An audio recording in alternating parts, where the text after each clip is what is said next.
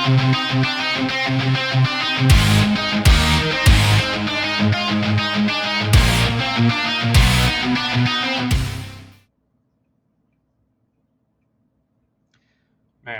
are we missing something? I guess we're on our own now. Good Lord, who made that decision? Not us. Yeah. So we're off the leash now. Yeah. So you wanna do the honors there? I guess. I've come a long way from sitting there holding my hands, not saying a word, to leading the. So now you're saying the first words. Yeah. So goodbye to Jeremy. Hold on, wait. We gotta say, hey, hi everybody, who we are, what we're doing. See, you're still learning. All right. Yeah. Well, hey everybody. So welcome to the Illiana Stock Car Radio Podcast. I'll say it because I remember which words go in our title here. Yeah, I'm sure I would have messed that up. So yeah, we're a man down now. Jeremy has taken leave of really kind of kicked us out of the nest. Hey, you're on your own. So bear with us as we frequently text him and say, hey, how did you do this thing? In fact, night before we were recording this, we had him on. Hey, what are all these buttons and knobs? What do they do? Yeah, and luckily we got it figured out. So thank you, Jeremy. Yeah, so welcome in. Thanks, Jeremy, for the umpteen years of getting us ill prepared for branching out on our own here. And now it's just the two of us. Yeah, I'm sure we can find some people willing to talk to us. Maybe we might have to bribe some. Probably. We had to bribe some then. No, yeah, true. All those sponsorship requests. Here, have a Illiana Stock Car Radio sticker. Yeah. Do you listen to us? No. What is that? Who is it? Who are you? Hey, we had enough people say, hey, I like your show. What show? The podcast. Yeah. Oh my God, you watch the podcast? Yeah, right. And that's not just mom. Correct. Yes, that was probably the craziest. Is walking down to Victory Lane with you at Grundy and somebody saying good show and like, yeah, Grundy does good, and they're like, no, the podcast. What? Well, won't everybody be happy to know that we're back doing this thing again? Not quite the way we had planned on it originally. We were supposed to do a show last week, or maybe 2 weeks ago now. Anyway, for the memorabilia show, we were going to record, because we love sitting down with all the, I don't want to call them old folk, but, the racing's history and get some of the stories that are safe to air. And man, we were just too busy. We were, which is a good sign. And right, had a steady stream of people at the table all day long. Got rid of some old programs. Got rid of 3 boxes of old racing magazines. That I think that was the shining achievement of the day. Is Brian, getting better fuel mileage on the way home. I probably should swing by Dad and apologize. He's probably turning over in his thing. I've still got some of the older stuff. Okay. I'm gonna say my lights were flickering oddly on Sunday night. Well, I mean, if you're superstitious and believe in paranormal. Yeah, I paid that much for that subscription, and you just gave it away. Yes, but it was a good time at the show. We got some B-roll footage. We'll see if I can figure out how to put it in or not. You know how to do the video stuff. I'm still learning how the software works. Yeah, okay. If I can add it too without totally messing. I'm pretty sure right in here, you could do our audio and then have some B-roll video going. Yeah, and look, I did get some B-roll footage of that poster guy who. In the summer, had his shirt off. Well, luckily, he kept it on. He kept it on at the memorabilia show. So we will be safe to air that when I get to figuring around. But yeah, it was a good show. A lot of familiar faces. We did hear some stories. I thought my mics were working. They weren't. So no stories to tell. I mean, technical difficulties. Yeah, no surprise there. Not one bit at all. Some things never change, right? Yeah. We might be down a guy visually, but same old technological problems. Yeah. That didn't change. So they've set a date actually. The 11th annual Chicagoland is next March 2027. I believe it's the 14th. I screenshotted it. That sounds right. But it is posted, so mark your calendars. Not that you probably have one yet for 2027, but mark your calendars and hear those stories live and in person. I mean, I know Tony Baranik sat down and did the press box interviews back there in the back far corner with the former drivers, and of course, we're up front doing our right. thing, Yeah, missed the whole thing. So we don't really. I think I caught like maybe a minute and a half on the way through. Yeah, but I saw some good reviews on it. Yeah, I know. Afterwards, I know Kyle Harvey. Hi Kyle. Glad you're still listening. Hopefully, fingers crossed. No, he came in for that. Yeah.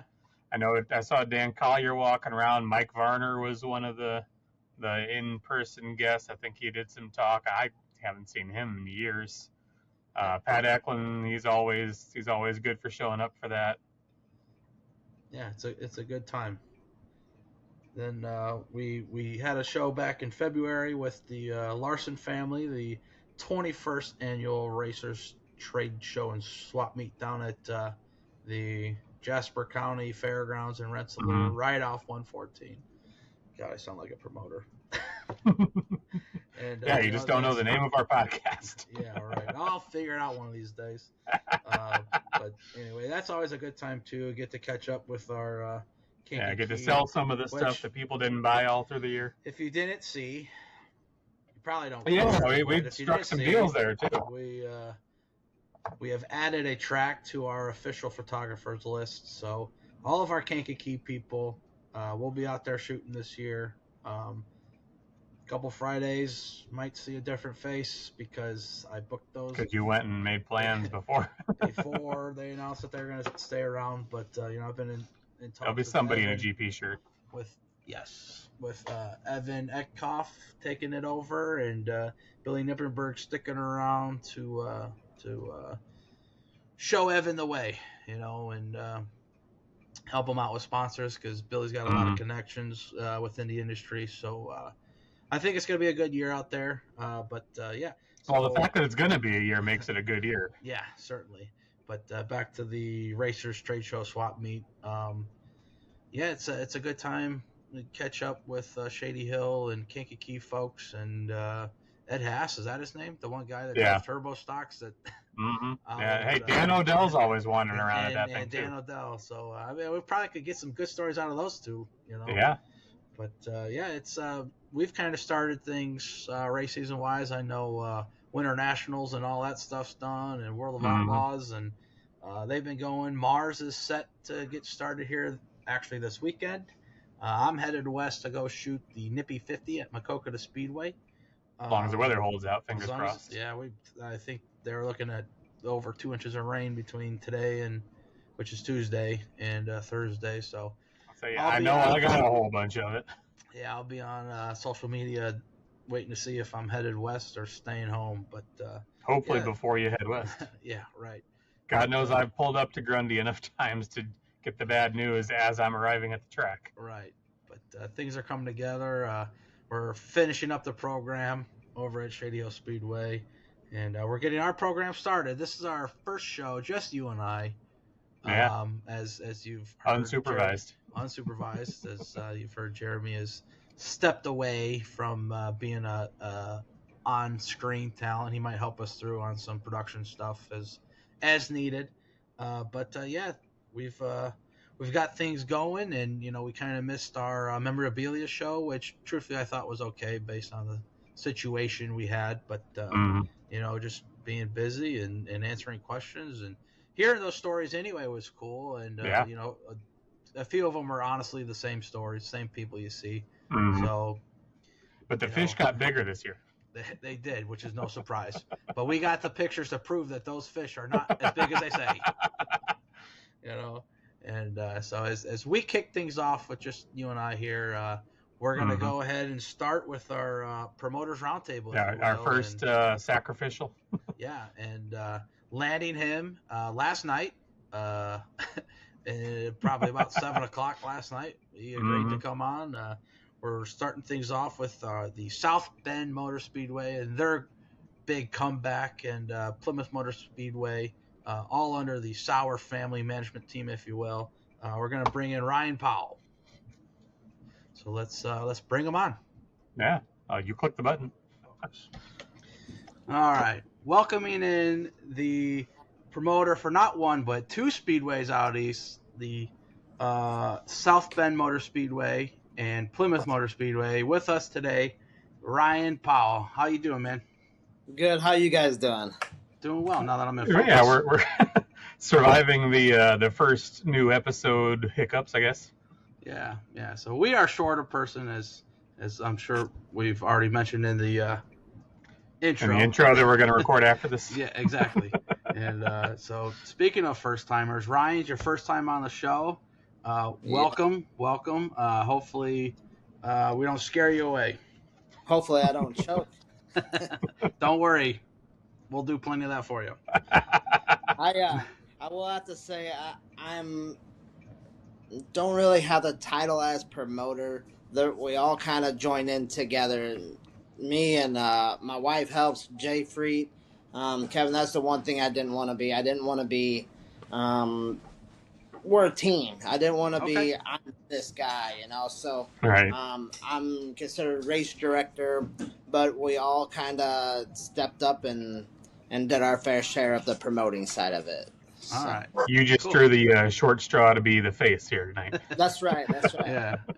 Well, thanks for coming on, and let's talk about that. So, traditionally, we've enjoyed Tony Eldridge's time here on the show, promoting both speedways for the Sauer family management team. And last season, he had decided to step away, and along with that, you guys formed a group to be the promotion team out there, and also you moved from Saturday night racing to Friday night racing. So talk a little bit about that change and that experience, and where you guys have excelled, where you've learned, and how things kind of went down last year.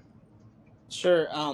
First of all, Tony has always been a phenomenal promoter, and me and him are still buddies, and he has taught me the ropes of everything I know behind the scenes of a racetrack, and I can't take any credit for all this without him. He's been there and showed me how to do everything and anything with it. He's better at words than I am. He can talk to anybody about anything at any time, and he knows exactly what to say, where I get lost, sidetracked on something else, and so he does a great job of that. And we do miss Tony, and I still talk to him, and best wishes for him and on that side of things. We did have everybody has stepped up at the racetrack to help me, whether it be NODs or flagging for me, because I can't do tech and racetrack. I can't. Tony was flagging too, so I had to find a new flagman. Tyler Casper stepped up and helped do the flagging last year. We do have a new flagman this year, JD Dixon. He's going to come out and flag for us this year, and Tyler will still be helping at the track and in the pits and wherever he can. My oldest son stepped up. He's our new tech guy, and we all got stuff to learn. We will never go a night without learning. As far as the Friday night goes from Saturday night, I'll be honest with you, I was totally against it to begin with. I thought, all these other tracks are on Saturday night too. We go to Friday night, and the biggest thing is we're worried about having butts in the stands, just like every other track is. And now I'm thinking, oh great, we're going to Friday nights. Every other track is running Saturday nights except for like Kalamazoo, but they don't affect us too much unless it's like a big outlaw show or something. They will, but we go to Friday nights. Now we're going to get all these other cars from other tracks that are going to come race 2 nights. Now we got twice the payout, and still are we going to get that many more fans in the stands? And it's paid off. I mean, we haven't got a ton more fans in the stands, and the race cars have gotten better. I mean, we've always had a decent car count, but it's just the hardest thing is putting butts in the stands. Yeah, no, Jay and I always laughed when the it did mostly at South Bend because you could see kind of over the hill at South Bend. We get up there, is there? Yeah, there's another one lined up. As the Hornet H feature rolls out. Yeah, that'll be a that'll be a good thing though this year to have some of those nights where you get to see over that hill again. Oh yeah, I'm looking forward to it. Yeah, putting fans in the stands seems to be the toughest struggle for promoters and promotion teams, if you will. And we can blame the economy, we can blame Facebook and social media, we can blame a lot of things, but we've discussed at wit's end, it seems, on here how to put more fans in the stands, and it's kind of probably reassuring for other promoters to hear other promoters, having the same struggle. It's not just you; it's around the whole block. Yeah, and I mean it's an expensive hobby. It's expensive sport, and there's not a race car driver out there at this level that is coming there thinking that they're going to make money. I mean, and if they are there just to make money, they're in it for the wrong sport because there's no money to be made in this level of racing. Yeah, you can't Dick Trickle it anymore. Right. Nah. But it's cool to be on this side. I used to, back when I raced, it wasn't nearly as expensive, and I can say that what it costs nowadays to build these things and to come race with us, that there wouldn't be no way I could, with 4 kids at home, there ain't no way I could swing, 2 nights a week. One would be tough enough, but these guys are out there doing it, and it's we wouldn't be us without having all of them, so I got to give them credit too, and put on a show for you guys, for all these guys. So what we have found is Nights of Destructions and fireworks shows tend to put fans in the stands, and that's we're gonna like a phoenix arose from the ashes. South Bend came back last year. God, how long have you been sitting on that line? Well, I put it in the script last night, so probably about 3 days. But anyway, so South Bend is back. So all of those Facebook social media warriors begging for the track to come back and refusing Plymouth Motor Speedway. Last October, you had the chance. I hope you made it out. You probably don't listen to us because we talk positively about racing, and so coming back again this year is 4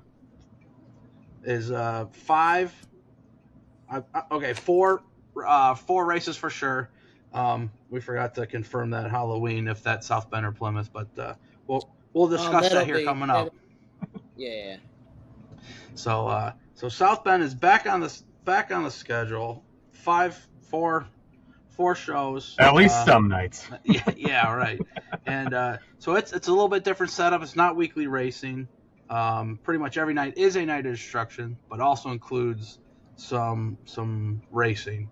But go ahead and talk about what brought this on, and how things happened last October. I know a lot of people saw, myself included, that South Bend was done. They were sold. They had the farewell, and then things kind of never happened, and all of a sudden you're racing again. Yep. So basically, I'll do a short and sweet version of it, and then I'll talk more about how the event went and the schedule for this year. So he had a buyer lined up, and tree huggers kind of ruined that whole deal for him, and that was a big old fiasco. And it is still for sale, and I think he just thought, why don't we have an event there, and it's going to pay for the taxes, it's going to pay for, there's no sense of leaving this racetrack sit here empty. Now, we had a small group of us busted butt, and like we had talked about it 3 or 4 months ahead of time, and then they had a headache trying to get insurance for just a one-night show instead of the whole year, and then so we finally got the okay for the insurance, and so then at this point we had 3 weeks to get ready, and I'm talking, if you guys and then when it went past South Bend Speedway, it looked like it overgrown and weeds coming through the track, and we spent several nights out there painting the walls.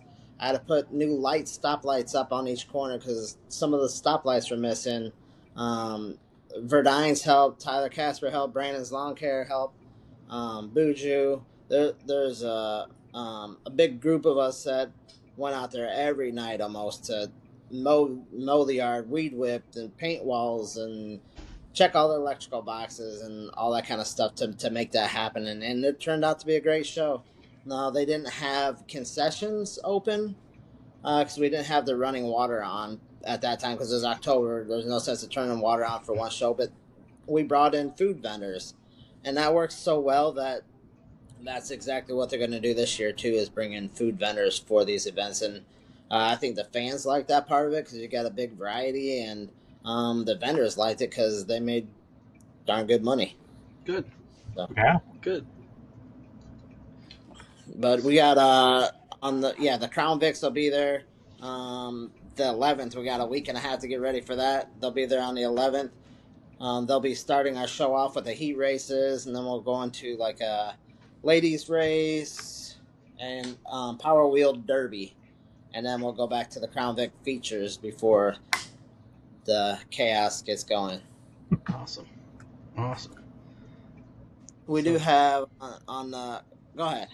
Oh, I was gonna just say, it looks like you got pretty much one a month through the summer. You followed up with May 16th, the Street Stocks Night of Destruction. July 4th is going to be a big one for you guys. You got the Hornets, so you'll have, what did you say, Chris? F features, plus Night of Destruction, plus Fitz, is it called? Fire in the Sky? That's right. I have not seen one yet. You've seen close because you've been to Disney World, and Kevin sources his ideas from a good place. Yeah, and I've heard lots of good things about those shows. Yeah, that one will be pretty crazy. We Tyler and I went at the end of last year, and we got our pyrotech certs and all that stuff too as well. So, and I don't want to say it's going to be double the show, but it's going to be one heck of a show. Yeah, that'll be worth the price of admission right there. Awesome. I remember towards the end there, Kevin was anywhere there was enough open ground, he was lighting fireworks from. Yeah, same with everything else though. Those things, the price of fireworks doubled, tripled, just like everything else, So it's still a show. It may not be an hour show, but it's gonna be a show that you won't see anywhere else. Let's say that anyway. So, except for Swan Lake. Swan Lake. Yeah, we're doing that the night before, so we'll be at Swan Lake the night before, awesome. And they're building their own racks and stuff now, so we'll have double the racks of to shoot off as we did last year, and that's. I mean, some of these things, it's a whole day setup just to light an hour worth of fireworks. It takes you all day. Yeah. Yep. So Swan Lake is one of my accounts I deliver. Miller Lite, Coors Light, Yuengling too. Our brands. So I follow him, and I saw him take over. And I thought it was pretty cool. And I think last year I had shooting off from 3 different locations. Yeah. That's crazy. Somehow. One of the first years I helped him light, I got lost on a golf cart to where I was supposed to be going. The fog from it kind of hung down and hovered right at the ground, the smoke from it, and I couldn't see it. Next thing you know, I remember where the pool was, and I was directly out from the pool, so I found it. They're like, go, go, go, and it's just in time. I was like, last year I was on the other side of the golf course, and as I'm going, next thing you know, I'm getting blasted in the head by water as sprinklers turned on me. I'm like, no. Luckily, the fireworks were set up past that, but I got a nice little shower on the way over there. Was that the meet me at the 9th green at 9 p.m.? Yeah, 9 p.m. He set you up. Yes, he did. Awesome. So definitely everyone's got to put that one on their schedule. Even if you're not a race fan, go see the fireworks show. And then you follow things up there August 29th with the front wheel drive guys and another Night of Destruction. Yeah. Is there anything left out that way to destruct even? You'd be surprised what these people come up with to destruct again, you think that car would never move again. There's people that come back out with the same car over and over and over, and I'm like, how? But I'm 99% sure that the Halloween one will be at South Bend. I don't think that we will have one at Plymouth. I'm not 100% sure on that, but more than likely it'll be at South Bend. If we can avoid tearing up a racetrack when we have a perfectly good facility to do it at, I'm sure he'll save what he can there. Sure. Yeah, it's not cheap putting asphalt down. No, that's like South Bend is not some of that racing surface we've been. We got to go out this week and do some patching on it to fill some holes in, but it's a good track for the Crown Vics, a good track for the Hornets. It's a okay track for the street stocks. This is where we put our sponsor plug in for an asphalt company, right? Yeah.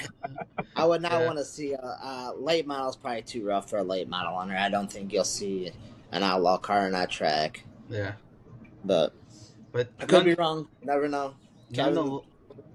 May want some outlaws out there. Who knows? Yeah. Nonetheless, an action-packed summer over at South Bend with lots of destruction going on. Lots of destruction. And it's racing. It's lots of racing. You gotta be careful on the destruction part. Insurance don't like that. Racing and Nights of Destruction. Creative racing. Yeah. Rubbing. A lot of rubbing. Is that what they call it? Rubbing's racing. Yes. That's right. So speaking of rubbing, and a second racetrack that the team promotes is Plymouth Motor Speedway just down the road from South Bend in Plymouth, Indiana. We're kicking things off out there next weekend, and the following weekend it looks like 11th and 18th with practice and registration for all the racing that goes on there, and then Sunday. Not destruction. Sunday, our friend Melissa Keys and her team working well with you guys to start the racing off down there at Plymouth with the Fulls 200 Enduro. Yeah, I'm excited for that one. I was on the phone with her last night for probably 45 minutes getting her details, and so she just behind the scenes, all the sponsorship and getting everything going, and when she gets there, she's a driver. Yeah. So we'll take over from that point, but she's busted her butt, and I know this is one of the things her and Chris and Dave all love to put together and make it a huge success. But sometimes it just seems like it's the enduro thing is huge, but then every time it seems like we try to have one, it's either raining that day or something kind of gets these cars not to come as much as you see at the bigger tracks and stuff. But hopefully this is a good turnout for them and for this event. I like the enduros. I think it's cool. It's cool to see them go 200 laps in these cars. Yeah. I've been to a few. I shot a couple with Chris. I know Raceway Park, God bless its heart, it's gone. It's a shopping mall now. 2001, I think, was the last season. I think 2000. I'm sure Bechtel will correct me on that down the road. Yeah, I'm sure he will. But, I was just a kid. We only went once or twice to Raceway Park. I can only remember being there for one enduro. And that was a big enduro time. And I know we'll talk Rockford was had a lot of enduros, too. They, famous for the Goblin every year. Yeah, that was one that they packed the whole track and the infield and everything. Mm-hmm. Yep. And it's, it was a different time. That was 20 years ago. Although, obviously they just closed, and I think there's some tradition behind it. And I want to say Grundy's getting about 30 to 40 for that, But ultimately, it's as you said earlier, man, racing's expensive. Mm-hmm. Even at the enduro level. And we could go on a tangent here about, racing being expensive and everybody wanting to win, but ultimately enduro is a great way to get started. Yeah, there's a lot of Eddie Hoffman. I've got pictures of him driving an enduro car, and he's done okay for himself since then. Yeah. So, I think a lot of people don't understand, even though it's expensive to do, the rush behind racing. Mm-hmm. Drag racing's fun. I used to do drag racing back in the day, but there's not adrenaline rush like there is in a circle track. you never know what's going to happen, and some nights go your way, some nights they don't, but it's still an adrenaline rush no matter what. Yeah, I know. I've been out there to Plymouth for a few street stock shows, and I mean, what an absolute like just sitting in the infield taking pictures. Man, I'm hyped up. I'm sweaty. I mean, maybe because it's 90 degrees out in the middle of summer, but like right, and you're spinning in circles. I'm into it. I'm rooting and hollering and like just enjoying the race, and it's a lot of fun out there, and the beating and the banging, Rubbin's racing, man. That's the show that the fans show up for sure. Yeah, it gives you chills standing on that flag stand, seeing all 20 of those cars come flying by at the green start. Yeah. It's just it's feeling like no other. It's awesome. The Molly Shannon scene from is it Ricky Bobby? Roar the engine, shaking the glass. Yeah, it's awesome. Racing's a lot of fun. Yeah. Horsepower is a lot of fun. Any way you do it. Yes, it is. We're gonna do it a lot out there at Plymouth. It looks like from the end of April all the way through the end of July. Weekly racing out there, I think, except for 4th of July weekend, because you'll all be at South Bend. Yeah. So let's get into it. Opening night's the 24th, and then kick things off there. I followed up pretty quickly with the Mid-Am Series, and that's one that we know very well. Yeah, that's one you're not allowed to go to. From the Chicagoland area. Yeah, I know. That's all. I don't want Scotty Gardner yelling at us again. Yeah. And you know what? Every time those guys that come over, Scotty and all the Mid-Am guys, they ran out there last year. Every single one of those drivers are always pretty cool people. They never had a problem with them, and man, it'd be nice to have drivers weekly as friendly as some of those guys that come over here. Mm-hmm.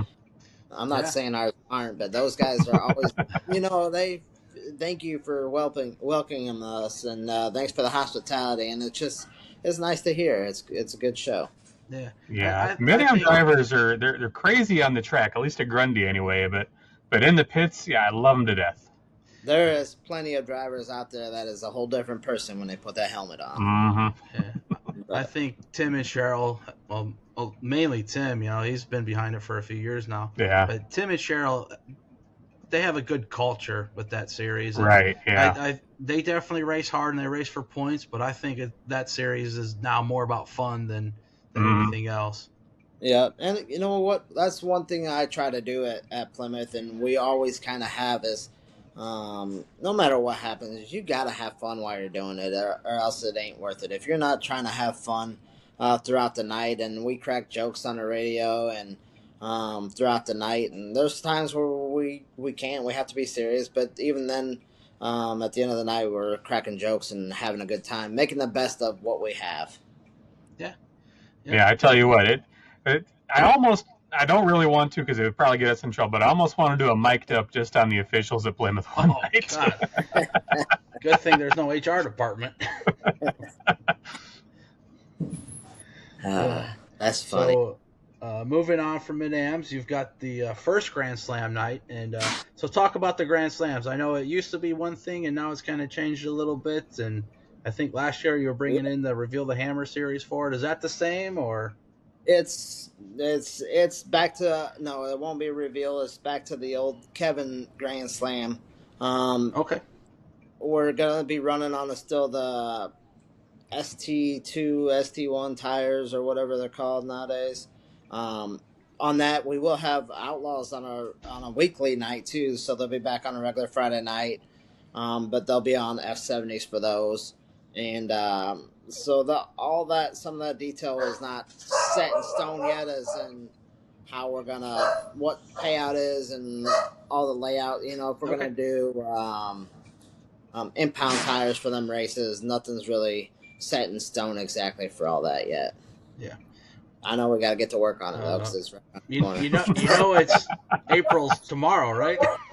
Yeah. Hey, we have no room to talk. We were setting this up last night. True. We have talked about it and stuff, but I don't want to say something that is gonna be, and we change something in between now and then. So we have talked about it. We got a good idea what we're gonna do, but I don't want to say that this is what we're gonna do and then it change. But you mean you're not running outlaw late models? No, we definitely are running outlaw late models. Yeah. No, we definitely are running late models. Good. Everybody loves a late model. I would be remiss here if I didn't. Stan Zolod's will yell at me if I didn't say, "Hey, when are you going to do a super late model show out there?" Well, I think we have the super late models. We've talked about. Oh no, we don't have this. No, we don't have. You got. We got super modifieds. Outlaw 350 super mods. That's coming up. Right there at the that's Memorial Day weekend, right after autograph night on the 15th. You're bringing in the Outlaw 350 super mods. Maybe you could explain that to some of our listeners, because we've got dirt people that they know dirt late models. We got asphalt people that haven't ever probably been to a Outlaw 350 super mod show, myself included. Well, the super mods are just, to me, they're like an old school sprint car in a way. I mean, they got a big old wing on the top, and we had them. We were gonna try them out last year, and I think it was a low car count. I think they did run maybe last year. Okay. But they're super cool cars with big old wing, but they're kind of like, to me, they remind me of vintage cars. Like they're just they got big old tires like a sprint car on the side, and they're pretty cool to watch. That's right up Jay Freet's alley. Yes, it is. Yes, it is. That he's the one that really pushed the super mods, Yeah. So, on the whole thing, I kind of want to touch base on, but we could maybe do that at the end. Let's finish this, I guess. I'm getting off track. All right. Well, sticking with the vintage theme, you follow the Outlaw 350s up with Michiana Vintage Racers, and then you jump to June here. You get the Street Stocks double play with a Friday-Saturday show. Let's talk about that. That's probably only gonna be a one-night show. So, it's they put the Friday, Saturday on there because it's gonna be. Just Friday night, I'll just be practice, and then Saturday. Okay, gotcha. So Saturday is gonna be Street Stocks Factory Fords Hornets, but it's a double play. Is you're gonna have two races in Street Stocks. So let's say that Brian, you qualified first, and Chris qualified second. So. But you guys are partners. You guys are teammates. So, Brian, you're going to start the first race, and whatever position you finish in that first race is where Chris will start the second race in. Oh, interesting. But let's say that something breaks on your car in the first race, then Chris can take off in that first race, and we're under caution or something. Chris could take off, pull out in that race, and race both races. I feel bad for the scores. I mean, that's. Yeah, how does Stephanie feel about this? That's kind of what we talked about at this point.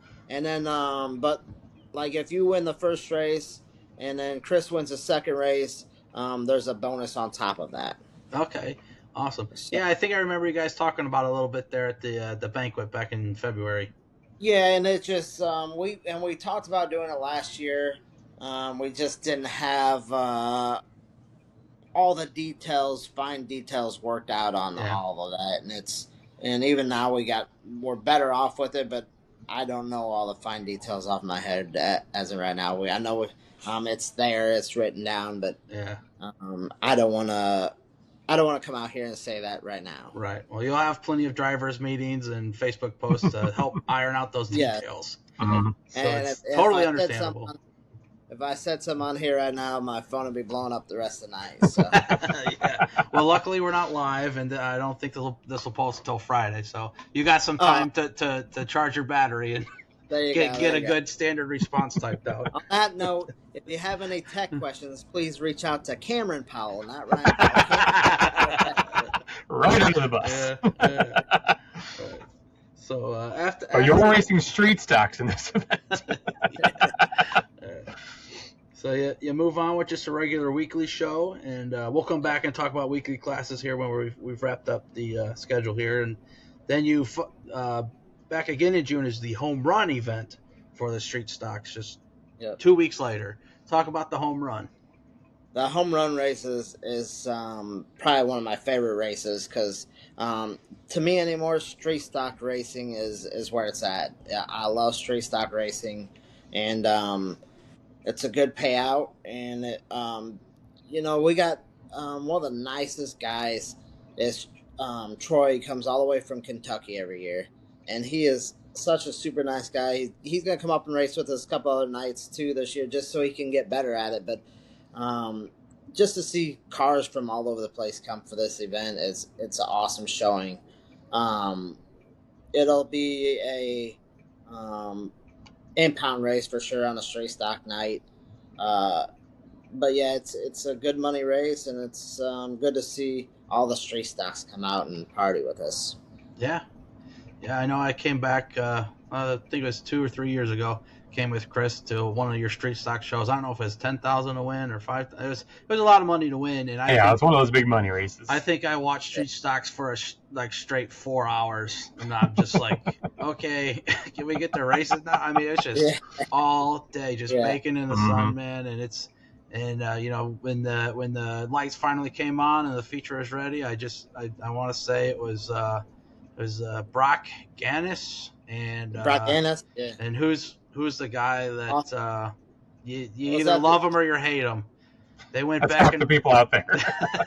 It's I know he's raced a couple I know he's raced a couple different divisions, and like those two guys, I mean, they put on a great show for just about all. Might have been Sean Amor. They put on a great show for those 100 laps, and then I think they both broke, and there was Maynard maybe took him after halfway or whatever, and just ran away with it. But you're right, man. You can put all the money you want in a late model, but street stocks, that's good racing right now. Yeah. Yeah. And you know what? The Crown Vic class, that's getting bigger and bigger. And the cool part about those guys, they can lean on each other, they can bump on each other, bang on each other, kind of like the old Thundercar days. And that class is getting bigger and getting fun to watch too. Yeah.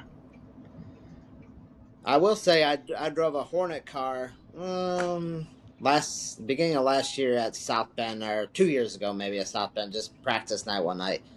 And I was always a V8 guy, and never really wanted to drive a Hornet car. But I will say, when I drove that car at South Bend, that car was fun. I had probably a better time driving a little Hornet car on the track than I did anything else. So I gotta respect those guys too, So yeah. And the Hornet guys are just as important as the late model guy to us. So definitely. I don't want to disrespect any class or driver by any means, but when you're watching the talent and the money, it seems to be late models. If you got both, you can just walk in and win. And with street stocks, there seems to be a little bit of limitation with them. And so you got to be a better driver, and so you can't just buy, your feature wins, and those guys get to beat the bacon. Who can stay clean the longest? Who can keep the car clean? Yeah. I know in the dirt world, Kankakee's 4-cylinder class has grown, and Shady Hills, I swear that they just multiply in the pits. And there's a ton of racers. We appreciate them all, and there's actually quite a bit of talent in those 4-cylinder classes too. Oh yeah. Yeah, for sure. And those cars are getting, the front-wheel drive classes are getting crazy too. With the motors and I mean they're running street stock times, some of them, So it's wild. But that's the new generation. Even the older generation play them a little bit, but that's what these new generation, that's what they know. That's you put a front-wheel drive car out here and ask me to do something to it, and I'm like, computer, what? I don't know nothing about no computer. Right. Yeah. So after the home run street stocks, we just talked about them, and they're growing. The Crown Vics have a 1,500 to win night. And then you guys bring in the All-Star National Pavement Midgets for their first appearance out there. They follow one up back in August. So talk a little bit about the All-Star National Pavement Midgets. I know there's that 500 class that Rorig runs down there around Indy. And, there's all kinds of midget stuff going on right now, too. It is Indiana. So this is a lease show. This isn't our show. It's leased. The track is leased for both of these shows. I do know on June 27th they'll have monster trucks, and National Compact Tour will be racing at both of those shows. I don't know if you guys follow Street Outlaw Boys at all or not, but Daddy Dave is. I want to say he was at Grundy last year or the year before. Yeah, he now races these midgets, and he'll be racing on that tour. And it's going to bring in some big names. That you got Irish Saunders and Ed Kennedy both involved with this whole these races. So there'll be some big names there. Good. And I've seen Irish's boys. Both his boys are switching to this program. Going to be racing these cars too. So yeah, expect it to be some good racing and lots of cars there for that. Yeah, it's good to see Saunders still involved in racing. Not that it's surprising by any means, working for Hoosier your whole life. Yeah, so he'll be, and both his boys racing it. So the one races with hand control still. Right. Yeah. Is that Garrett or Eric? That's Eric. Yeah. Eric, I think. Yeah, I saw them race. Cool. That thing about that, that's talented just on itself. Yeah. But. All right, I'm going to open up a wound here. Back when Plymouth had dirt on it. Wait, Plymouth had dirt on it once? It did. Yeah, in the infield. In fact, we can talk about Tony Stewart putting it down and getting everybody excited. And they came in and did it for a while, I don't know if you were there or not. But I was probably at a basketball track up north. Yeah. Up in the area. But there was a rain out at no, there wasn't. Dad and I sneaked out there. Where did we go?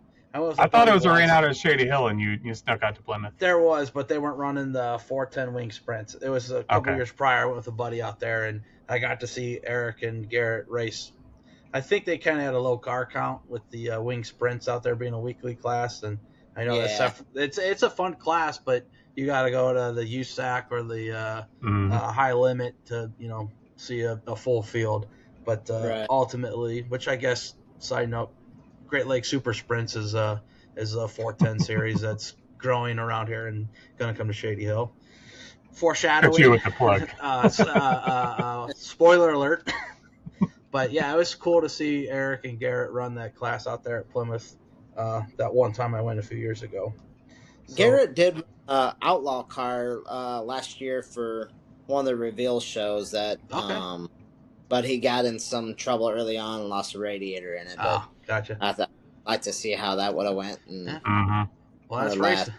That's racing, right? You break. I think that took out. That's the one that took out. I think Tyler Rourke, and this is like the first 10 laps of the race or something. Oh, damn! A few good cars. Yeah. Well, at least there was an excuse, and not just kid didn't know how to drive. Right. We see that scenario too. Takes out half the field. But moving on from the midgets, this show actually is one I did back at South Bend, was the Gambler, and I thought that was really cool. You guys race half a race, an extended race. You get to halfway and you offer the leader or whatever to go to the back to do it again for a bunch of money. Yep. This the Gambler night will be. We carried on the Gambler just because it was a South Bend big show. It just ain't what it used to be as far as the Gambler. Nobody takes a gamble as they used to. We're trying to figure out a way to make that fun again, and it's hard to do on a Friday night and make a halfway break and people take gamble. You can't do. It's hard to do an impound race on a Friday night because people don't get off work and don't get to the track till 3:30, 4 o'clock early, and to mount up 20 sets of tires is just hard to do. So we're trying to figure out a way to come up with to better that whole race and make it a gamble again of some sorts. Sure. Yeah, definitely. I know. I think the night I shot at South Bend, I think somebody took it and ended up winning. Sounds familiar. Who was that? It would have been 20. Yeah, I remember. 2017. I want to say Nick Presser did that one time. That's the guy. That's the guy I was talking about earlier in the street style race. Was Nick Pressler. Okay. Yeah. Because I was thinking Cameron Preisler, but that's Grundy. Yeah, that's Grundy. Nick Pressler. and Brock Gannis had a great race, and then I think Austin Maynard spoiled it for both of them. Yeah. I remember Ronnie Maynard at that race, the gambler. The one year his shock mount broke and he's underneath there ratchet strapping it up. Ratchet strapping Jeez. and I want to say he finished in. He may have won that year or finished in the top 2 or 3. Yeah. But with the ratchet strapped up. That alone is a gamble. Yeah. Yes, it is. Yes, it is. Awesome. And then you finish it out with a couple weekly nights, and then July 31st, you are the first ones to start and the first ones to finish is your season championship. I know out there Saturdays were you kind of moved to Notre Dame football. Yeah. Is that really why you guys moved to Fridays? Couldn't compete with Notre Dame? Even then, we're like championships the 31st. Yeah. And once school starts happening, then you got high school football. And, right. Yes, that's. Yeah, Grundy's always had to fight Morris high school football. Yeah, I don't want to say a thorn in the side, but. That's why we kind of just stopped at the at the time school starts back up and high school football starts up. It's time to get ready for the end of the year. Yeah. And then you've got a couple postseason shows here. You've got the All-Star Midgets coming back August 6th on a Thursday night if you guys are available. And then Friday, August 14th, is the Grand Slam Brandon Ross Memorial, which I think is pretty cool. Yeah, that'll be a fun event, and I'm glad to see we kept the Brandon Ross Memorial. We started last year at the reveal show, and I think that'll be a big tribute to him for years to come. So yeah, definitely. I know Reveal the Hammer Series named the Rookie of the Year award after him. I thought that was really neat and deserving. Yeah, for sure. And I know the Ross family has long generational roots in racing out there. Yes, they do. Yeah, and all of them they grew up with Kevin and Vern as well, so they all from the same area, so they've known each other a long time. And I want to say that's kind of how Kevin and Vern both got into racing. Well, their dad Roger, he raced back in the day, but I think they hung out with the Rosses a little bit too to get him wanting that crazy addiction into race cars. Dude, it's a drug, man. It's a drug. Yeah. I stepped away for a few years after getting married, and Dad asked me to come out and shoot one night, and here I am, hosting a podcast with my brother and adding more tracks for me to go shoot. I'm traveling 3.5 hours to go shoot a 2-day show. I mean, I'm all in again, and it's every bit of fun as I thought it once was. For sure. And I stepped back a little bit this year. I'm not helping with the mini wedges that we talked about doing on a Wednesday, and a lot of the parents weren't having that. Melissa stepped up and says, this is all about the kids. I got kids on my own. I got my twin girls will be seniors going in the next year, so they're juniors now. But and I went out and bought me a brand new camper last year, so we're gonna take some time off and enjoy the girls' senior year and go do some camping. But we are right down there at Plymouth, so we're right around the corner, so we can come back. We're at Yogi Bear in Plymouth, so we'll come down on Sundays. Oh, that's next door. Yeah. Come down and visit. And I'm not saying I won't be there on mini wedge days. I just wanted some time to have for ourselves a little bit and spend times with the girls and stuff before they graduate and then we're nesters. It's certainly admirable and understandable. No one, I think, would argue that until maybe you embarrassed them. They might argue it. Yeah. Well, that's part of being a dad. You got That's right. One day I'll know that. But you guys finish up your big car race season at Plymouth with the 911, 912 Plymouth Showdown. Talk about that a little bit. I've shot it a couple times with Chris. I know it's a lot of qualifying and then maybe some prelims and then a bunch of features. So go ahead and explain that for those that don't know. Usually it's all like ABC classes, so like 4 cylinders, Hornets are all together and timed, and we used to do like your Friday night would be your practice and qualifying, and then you'd have heat races on Saturday, and then Sunday would be your features. We kind of got away from all that because it just doesn't. The money it takes to have employees there, and the time away from everything else, So we decided to do practice night on Friday, if you want to come practice, you come practice, and then make it basically a regular weekly show on a Saturday, but in that format of ABC format. So like 4 Cylinders Hornets together, and then you got the Crown Vics and the V8 cars all together, and goes by time. So, and it's cool because like the Crown Vics last year, there's a couple of them that threw some Hoosiers on there, and you can really see their full potential, what they got and what they can do with those. So that's cool. That's exactly like Bahama Brackets. Yeah, but not on that. For our Grundy crowd that doesn't understand, maybe that it's just like our Bahama Bracket setup. Yep, and awesome. we still do a breakout rule for that kind of stuff, Yeah. So you don't have sandbaggers and right, kind of good stuff. Good, excited. Yeah, I know. I spent 3 days at Grundy last year. It was a lot, but it was enjoyable. And I think those long weekends where y'all lock yourselves into the racetrack and just do racing things and drink afterwards and party afterwards, and then you're all hungover and do it the next morning. Those are some fun weekends. Memories will last forever. Well, what you can remember anyway. Yeah. Don't worry, someone's put it up on Snapchat or a Facebook reel of you falling into the fire or whatever, I'm been the guy that takes those pictures anymore. I don't really do too much party and stuff like I once did, I guess. Yeah. Well, we all grow up, right? One of my first times ever driving a race car. It was actually a street stock, but it was a pickup truck. Down at Plymouth Speedway, and I got my first time ever racing at Plymouth Speedway. I got a heat race win down there in a street stock truck. Awesome. Nice. Awesome. Yeah.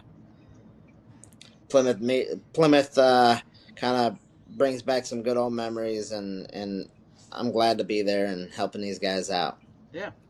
So let's talk real quick about your weekly classes. You mentioned Outlaws, of course, Crown Vics, Hornets, some sort of front wheel drive, and I'll just go ahead and let you talk. You are the face of the promotion team right now. So our Outlaws are of course, a fan favorite and Kevin favorite. Them are the big dogs. Mm-hmm. The Street Stocks are my personal favorite, and I've only raced street stocks for a little bit, just for somebody. I never owned my own street stock, but it's still my favorite because I love. And the beginning of the year, the first couple of weeks of the year is my favorite weeks of the year of any class, just to see all the fresh paint jobs and the cool different designs that these people come up with. Factory Fords is getting up there. They're getting big. They're cool to watch, and as I said, no other class can bump and bang like these guys do and have fun with it without getting too tore up.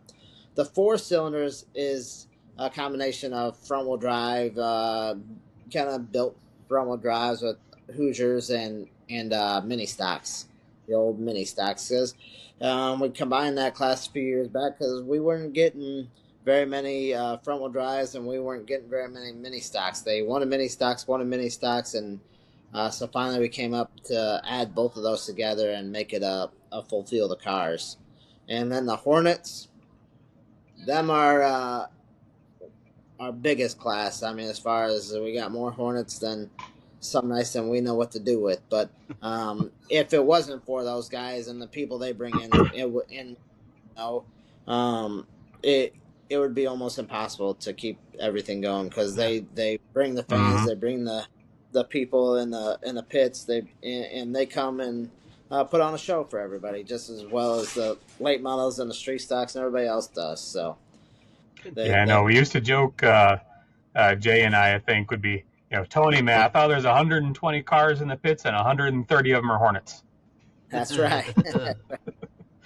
That's right. So, and then by the end of the night when I was teching, you're how many times have I teched this car today? You know, it felt like, but it's a different car, but it felt like some nights I teched 130 of them there. But I'm looking forward to the season. On that note, I do have to mention on our regular weekly racing nights, actually almost every night, I think, except for like the Grand Slams and the Saturday specials. We're working on sponsors, and we got quite a bit lined up to where we'll have like I'll do autograph night on May 15th. I know is Powell the Florist and Auto Value or Value Tool is sponsoring that night of the racetrack. We sponsor. There'll be a billboard up all year long, and these drivers will get in free that night. And so we're trying to the drivers will get in free every night. And what they'll do is they'll pay to get in, and then the sponsor program is will basically pay their pit pass back for them at the end of the night. But we're making them pay to get in just because of the fact that, hey, I'm a driver. We don't want everybody to be a driver, you know what I mean? So whoever gets a transponder and actually hits the track that night will get their $30 pit pass money back at the end of the night. So it's a cool deal that Kevin's got going. Talking about the sponsorships. Yeah, everyone getting in free. And you had just... Now, drivers get in free. Don't say everyone. Yes, correct. Drivers get in free. Yeah, drivers get in, but everybody's paying, but at the end of the night, you're going to give them their money back when they turn in the transponder. Right. So if they turn in their transponder when they turn in their transponder at the end of the night, as long as they've hit the track and made laps, they will get their $30 pit pass back at the end of the night, provided by that, and it'll be paid from that sponsorship of the night. So it's a pretty cool deal. I like that plan. Yeah, that's neat. So we used to have back at Illiana, we would do show up points, and there'd be, I can't name anybody in particular, but I have heard some stories about empty trailers showing up on possible rainouts just to get show up points. Oh, I've heard that before. Yeah. Oh yeah. Never come out to trailer. That's what I always try to say. I gotta make a competitive lap on that deal. Right. Yeah. So can I put it in my pocket and run across the start finish line? Nobody get any ideas. You maybe get yelled at by my wife, but you can try it. Well, who's got a transponder in their pocket? Yeah, right. I would totally mess them all up. Oh, man. So it looks like a very exciting season out there for all the big cars, but we would be remiss if we didn't talk about our beloved mini wedges, even though you just said you're going to be there a little bit. Not every night. We can still talk about them. Or every day. But yes, I think what's most exciting is we're starting to see growth in that series, and not just within the series, but we're seeing Cameron and Callie and Evan, bump up into the big cars and continue their racing career. Yep, and Bryson is coming to race Crown Vics again, and not only that, but Bryson also coming back to be the announcer for the mini wedges again this year. Awesome. So it's pretty cool. So even though they're done with growing up out of it, Cameron's helping with the mini wedge program. Bryson's helping with the mini wedge program, and it's cool to see them still involved and then racing on Friday nights as well. Yeah, definitely. I'm glad Melissa and Dave took over that and decided to keep it on Sunday. I felt bad because, but I just don't want to be at a racetrack 7 days a week, and there's stuff I can do during the week. We get it. Yep. There's some of those Sundays I'm like, oh man, I've got to be at a racetrack 4 days in a row now. Yeah, and it's awesome that they stepped up and did that, and the friends are helping them out with it, and so it's pretty cool to see. Keep it going, and they've locked in 9 events this year. Mostly Sundays, a couple Saturdays. You got May 3rd, May 9th, June 7th, June 13th, June 28th, July 19th, July 25th, August 2nd, and August 16th. Right, and hats off to Melissa for that. It's kind of a scatterbrained schedule, but working with Kankakee to get kids able to race at both places. Did you Kalamazoo? Kalamazoo, not Kankakee. Too many racetracks. Yeah.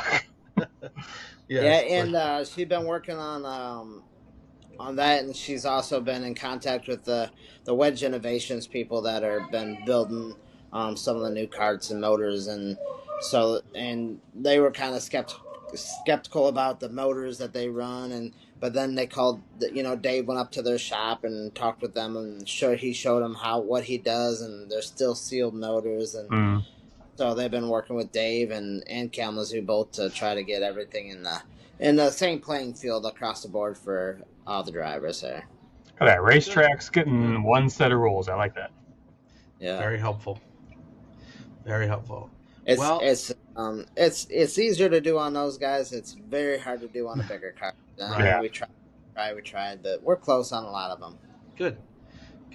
So definitely exciting season ahead for both South Bend Motor Speedway, coming back to life at least for one more year unless it sells, and then definitely down at the Plymouth Motor Speedway with all of their shows and series coming in, mini wedges on Sundays and Saturdays occasionally. What are you most looking forward to?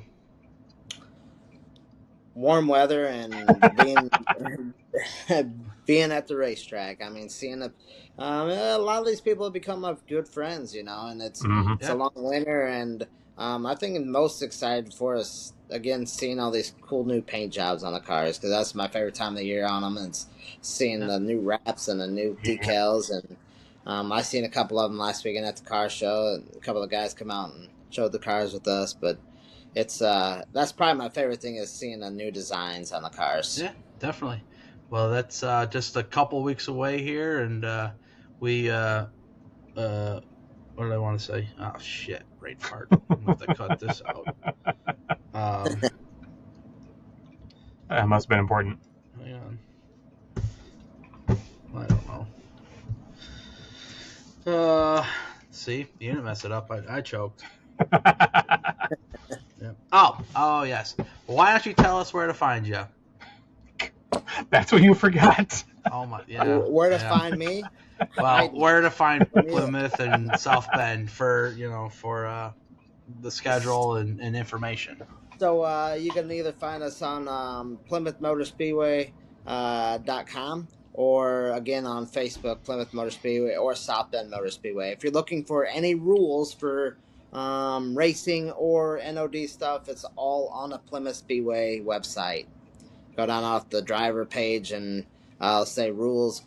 Scroll down to what class you want to run and what class you're looking at. Everything's there for you. Awesome.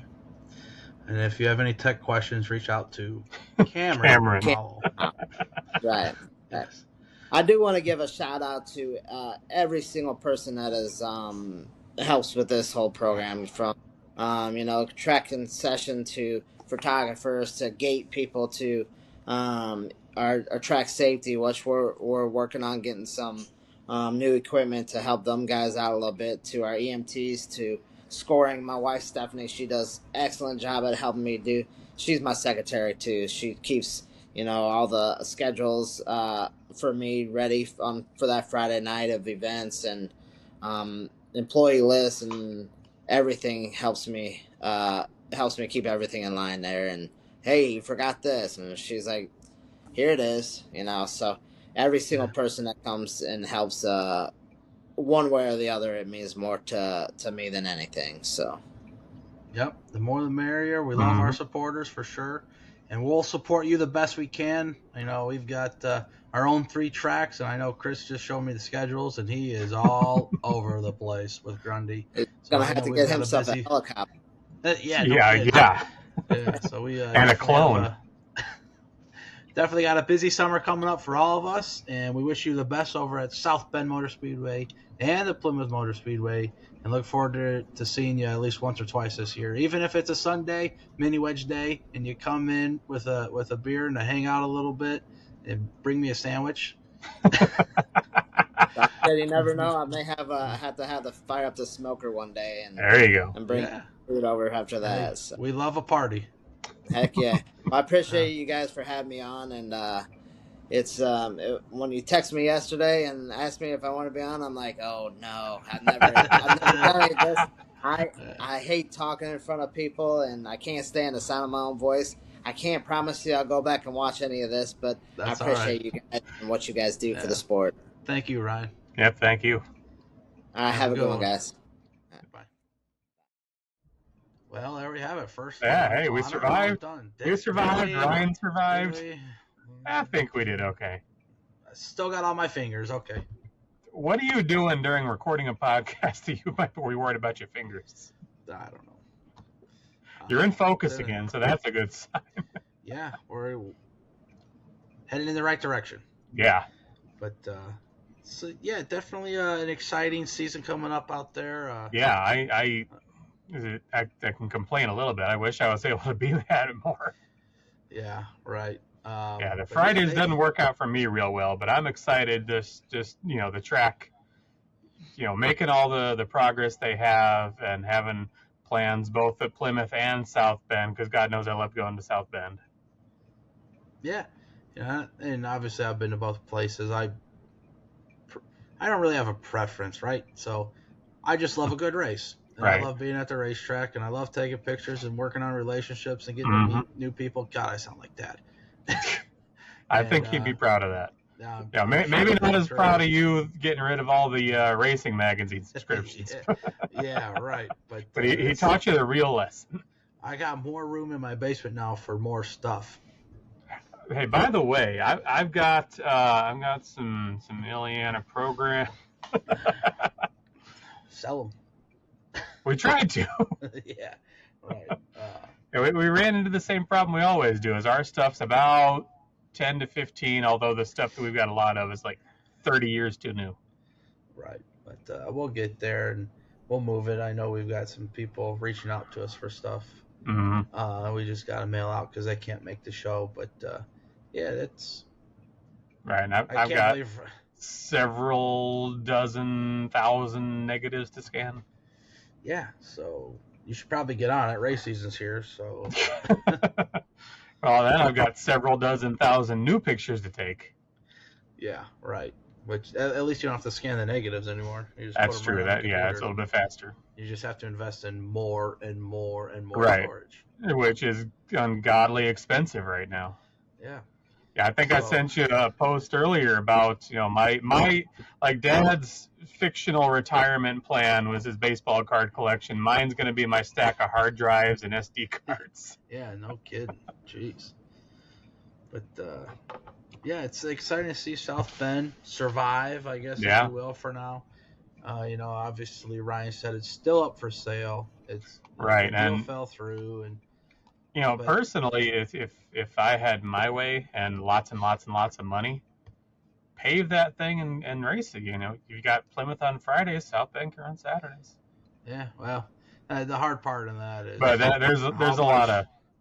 How many team members? Because as you heard Ryan, Right, yeah. No, I totally get it. Because give me about 2 months and I'll be in that exact same mindset. Yeah, please let me be over. And you got 4 more. Right, I never want it to rain out, but there are some weekends where I'm not super duper upset that I get to sit at home and work on stuff that I've let last. Yeah, and Shady Hill has a couple. We'll get to this down the road, but they got I'm just full of spoilers, aren't I? Yeah. Although I guess. Now we got a whole promoter gauntlet here, and you're just jumping ahead. Schedules are out. If you haven't seen them yet, that's on you. It's not a spoiler, but Shady Hill's got a couple weekends built in where we're off. Mm-hmm. I don't know why. I know, Billy and Tammy like to do stuff, and they actually messed around with the idea last year, but I ended up not taking anything off. But this year we've got a second weekend in June, which I think I'm currently planned to head out to Grundy with you that night, and then again in September. But we're going to watch Purdue hopefully beat Wake Forest that day. There you go. So I remember back, it was probably 2018 or 2019, sitting down with Tony Eldridge and saying, hey, usually like late July, early August, we get a rain out in there and I can get caught up. And Tony said, you know what? You got a good point. And I saw the next year on the schedule, that was like a built-in off night. Hey, that makes a lot of sense. Yeah, it's so, and we look at the economy and gas prices and whatnot, and So that's probably going to be a hurdle this year a little bit. Hopefully not, but Mhm. if it is, and maybe crowd counts down, maybe car counts down, at least we got a reason to blame. And, Right. gas Well, is up, economy's and not great, whatever. all of our tracks have been kind of implementing this idea. I think Grundy, what we'll talk about in a couple of weeks here, Grundy is really into it. Is rotating divisions. Not everybody races every week. Yeah, but the same photographer and staff. Yeah, the same staff has to be there. that can be tough, especially there. I didn't see too many 3 and 4 day weekends for Grundy this year, but no, there's a lot of 2 day. When you're out there for 3 or 4 days at a time, man, it's a lot. Yeah. So I want to say the last few weeks, Fair Week has been really rough because I'll be out there literally 4 days in a row. And you're back and forth right then. Bahamas. Yeah. You get a spot yeah. to stay. Brackets, we get a trailer and can stick around for a while, but yeah, Fair Week, I'm usually back and forth because we got stuff going on out here too. Yeah, you're probably working in the morning. Yeah. On some of those days, but at your that's the thing. We all have day jobs. I very much appreciate everybody out of Grundy. Is that, man, why don't you just stay out here? Well, because I got a whole lot of stuff I got to do back home too. Yeah. So I like that they don't have too many overnighters out there. Mm-hmm. Shady Hill never has one. Kankakee doesn't have one. So Grundy is the only one with all these double days. But yes, the rotating. Yeah, we'll get on that in a few weeks. So it's the rotating of the showers and can expect a high of 47 degrees Fahrenheit. Alexa's giving me our weather update. I guess we got another guest tonight, huh? So it's 49 degrees. Would you shut? It's 49 degrees. Apparently, she thought I was asking again. Yeah. But despite all that potential negativity and reasoning why things are going as well as maybe it could, night destructions. I remember Illiana, Hey, people like stuff breaking.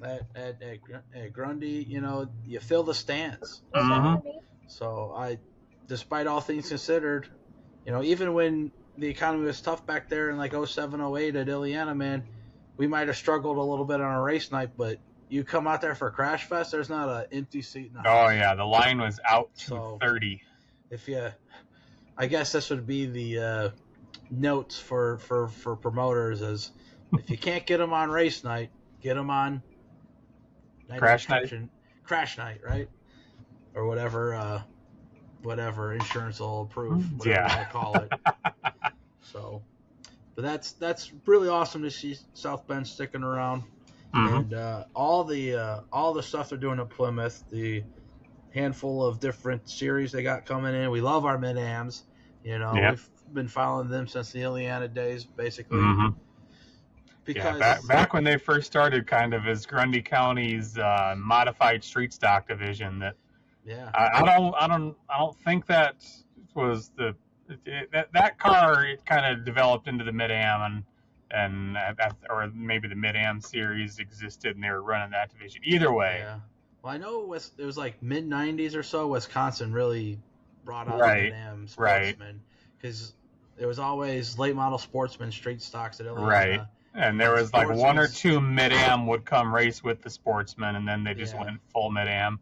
Then Grundy had the modified street stock that got kind of replaced with the sportsman and the Mid-Ams. Yeah.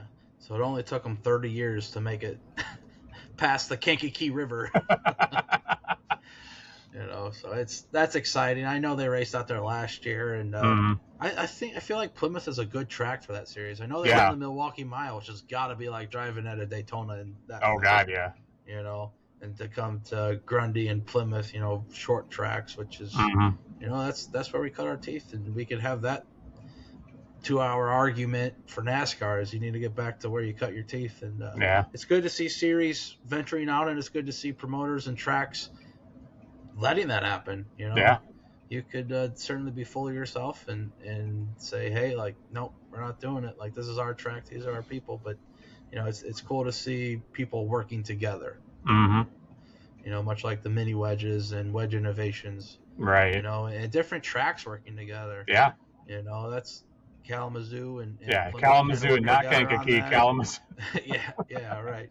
you know, and I don't know as far as the tracks east from Plymouth, you know, the ones that do race Saturdays, you know, are they working together with Plymouth? Or I know you had mentioned a couple times that they might be scheduling on top of one another. And yeah, I know that it's kind of he said, she said, but I know that the tracks don't always get along as much as I'd like them to. Yeah, and we certainly promote the positive side of racing. Oh yeah. And we certainly want to see tracks work together. I want to see more tracks, you know. We've got Adrenaline Motorsports Park that I don't know what's happening with it. You know, we haven't heard much since they bought it, and I hope they're getting things cleaned up and ready to go and making some decisions out there. And, you know, time will tell with that. But to have, you know, a third dirt track with a lot of the guys that come to, a lot of the racers and families that go to Shady Hill or Kankakee right there, I mean, that's huge. Right. You know? Yeah, I know getting LaSalle back last year, that was huge. Yeah. So a little bit of a revival around here if some of these tracks do finish popping up. And yeah, now if only there was that vacant land in Sherrville. Yeah, right. Well, it might be vacant, but it's owned by people that don't not into racing. Yeah, but that's okay. Hey, got another guest. Yeah, old Mill boy. So yeah, and they're doing a lot of cool stuff out there. I think I said that for the fourth time now. And you know, oh, they are. Yeah, it's fun to hear from promoters like Ryan that you know, he said there that he was a little uncertain about coming on with his public speaking, but I thought he did really well. And you know, he was very informative. You know, you got Alexa and I got this damn squeaky toy. That didn't go far enough. This goober. Give me right back. Yep. Oh my. Star of the show. He's gonna have to have his own little segment here. Star of the show. Yeah. Hey, get over here. Get over here.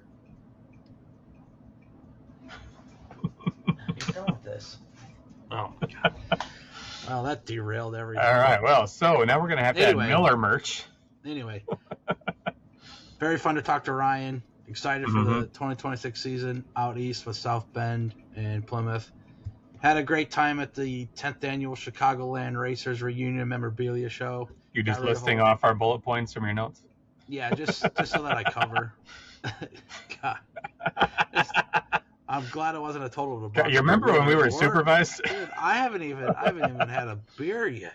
No, I take that back. I had a good boy after work today. Oh, that hurt. And then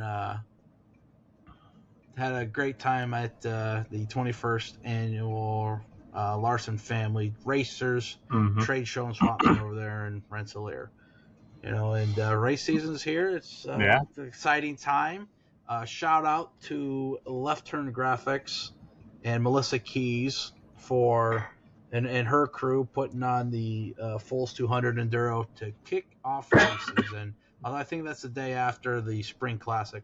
It is, yes. So that weekend is the kickoff weekend. I know we got some practice at Kankakee on the 11th. Practice. Hopefully heading out practice west at Kankakee, practice at Grundy, and the 11th is Crown Vics and Night of Destruction at South Bend.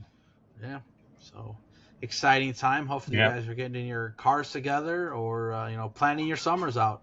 So we will we'll certainly be back on here soon with more promoters. We're in the process. We're got a whole gauntlet lined up for us. Yeah, yep. So we're in the process of finishing lining them all up, and we've got, of course, we're shooting for Kankakee guys. We'll have Grundy on with Bechtel. I think we got a show with the Starks. And then we'll have Shady Hill on before they kick their season off with the 10th annual White Lightning Showdown on May 2nd. So racing's here. Yeah. And I don't think I'm ready yet. If I'm being honest. I know. First practice at Grundy, about half the people there. Hey, you ready yet? No, I need about 6 more months. Yep. And by the time we're ready, season's over. Yeah, by the time we're ready, the next season's starting. Yes. So. Usually, how that works out for me, anyway. I think that's about it for. That is not about it. You totally. I was gonna thank all the people, but right. But before that, see that this is. I know you're new to this, and I'm, I know I'm typically just the color commentary. Now Miller's taken that spot apparently. But several years ago, we had a conversation with Tony Eldridge here on the podcast. I didn't write down a one positive. See, as soon as I said that. I didn't write one down. Well, so then I guess you're going first. Tony challenged us to, You're up first. to one positive for the last week, the last year, whatever. Just sharing the positive aspects of racing. So my one positive, and I'm going to talk as long as I can here to give Brian time to think. You can see him already glazing over. My one positive really is that it's race season. We're recording this on Tuesday. It'll be out on Friday, fingers crossed and computers functional. And Mom and I are headed out to Grundy on Saturday for cleanup day, it's assuming the weather's going to hold out. So we can get the photo booth loaded up and get everything prepared out there. And I am just so excited to be back at a racetrack. Did I talk long enough? I was just gonna be quiet until you finally spoke up. Well, I can keep going. I know. Despite you being mildly reserved in public, especially when you're in an unfamiliar spot, you can certainly ramble on given a leash, and you walk right off the leash. To be honest, so. You saved me last year at Dad's inauguration at the Grundy Hall of Fame. Yeah, that was a total debacle by me. Saved by you because I said, "Here's my brother. Give you the mic. Good luck." For as introverted as I am, I can work pretty well on a mic. Yeah. So my one positive is. I've said it once. I've said it 1,000 times. We get a new opportunity. Maybe say it 1,001. yeah. We get a new opportunity to officially take over the official track photographer duties at Kankakee County Motor Speedway. Would that be our? It's our fourth official Grundy, where we're official. Yeah, our fourth contractually obligated. How about that? Yes. Obviously, we were the last at Illiana, and right. Been at Grundy, been at Shady Hill. We've been around some places. We've been guest featured at South Bend and Plymouth and Makokata and Kankakee and now where else have we shot? Kankakee, South Bend, Plymouth. I think that's about it. There's only like six racetracks we've shot at. Right. Yeah, we've been to lots of racetracks. God knows I've got the program collection.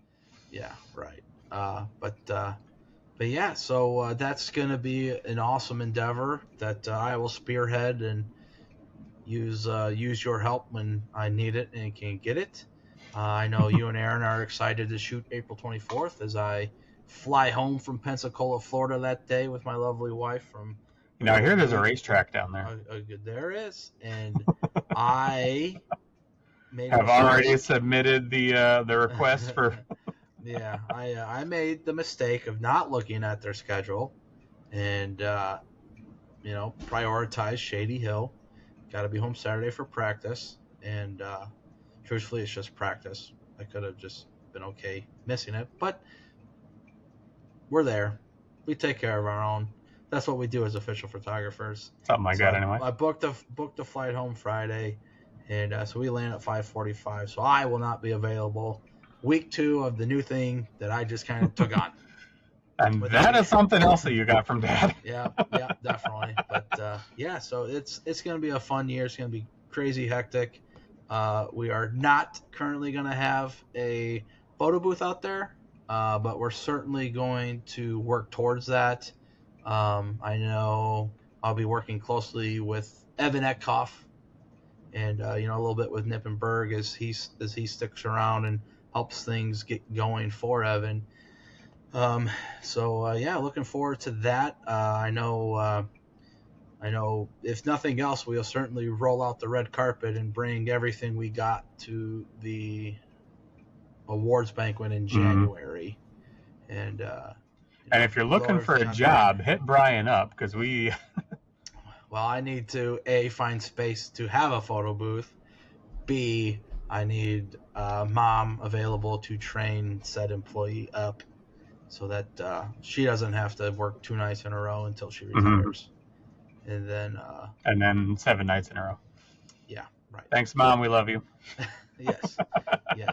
So that's my one positive, to new opportunities, to grow our business. That's a good one positive. Yeah, and you rambled longer than I did. Hell yeah, I did. But now, I would be remiss if I didn't bring up my 2 positive. What? Since we're thanking people, we got to thank Jeremy for. Overachiever.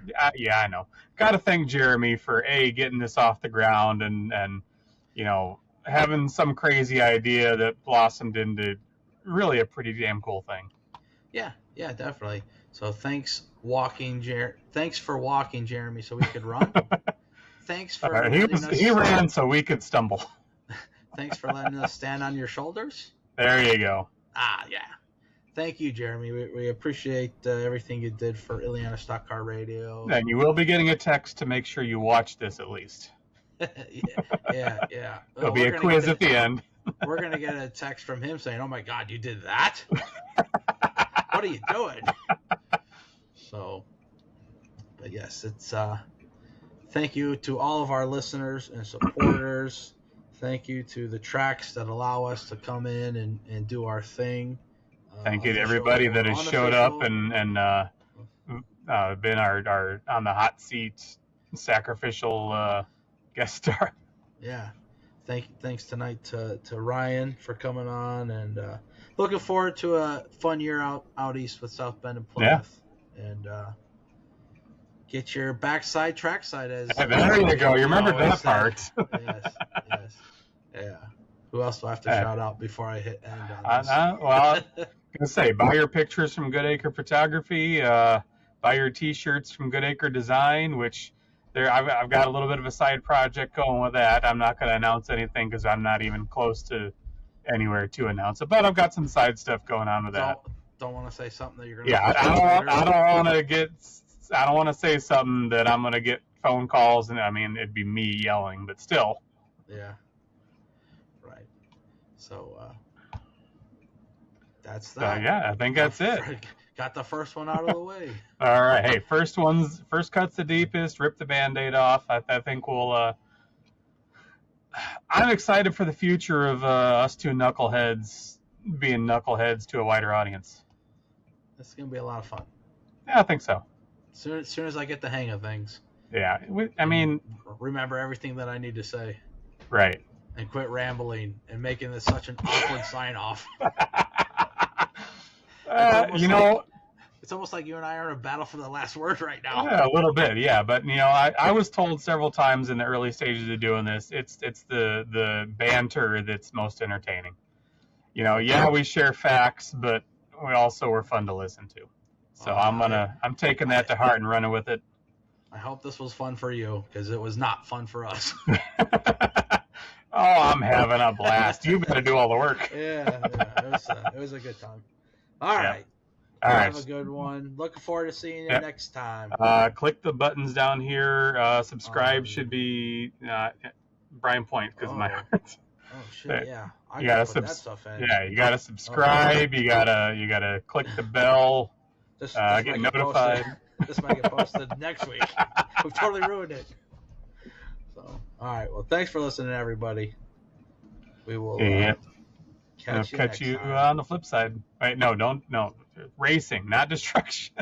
All right, we'll see you next time.